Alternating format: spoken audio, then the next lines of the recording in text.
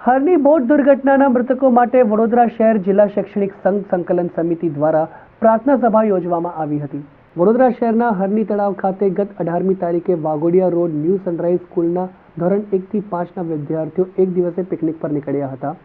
જ્યાં હરની લેક ઝોનમાં બોટિંગ કરતા સમયે ક્ષમતા કરતાં વધારે બાળકો અને બેસાડી તળાવની સૈર કરાવતા હતા, જ્યાં તળાવમાં અચાનક બોટ પલટી જતા 27 બાળકો પૈકી 12 બાળકો અને 2 શિક્ષકોના મૃત્યુ નિપજ્યા હતા।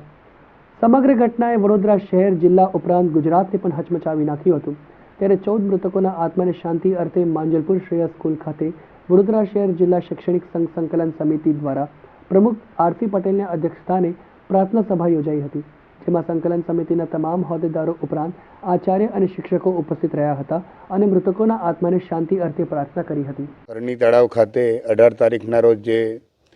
દુઃખદ ઘટના બની છે એના માટે વડોદરા શહેરમાં સંઘ સંકલન સમિતિ તમામ મૃતક બાળકો અને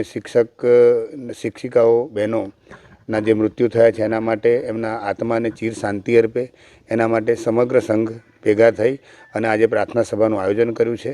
અને સંઘ આ ઘટના માટે સંઘ દુઃખની લાગણી અનુભવે છે। આજે પ્રાર્થના સભા છે અમારા જે શાળાના 12 બાળકો અને 2 શિક્ષિકાઓનો સ્વર્ગવાસ થયો જે હોળી દુર્ઘટનામાં હરની લેકમાં,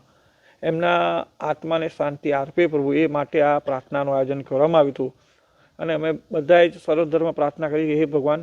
આ બાળકોના અને શિક્ષકોના આત્માને શાંતિ આપજો અને ફરી આવી કોઈ ભારત દેશમાં કે ગુજરાત રાજ્યમાં ઘટના ન બને એ માટે પણ અમે પ્રભુ પરમાત્માને પ્રાર્થના કરી।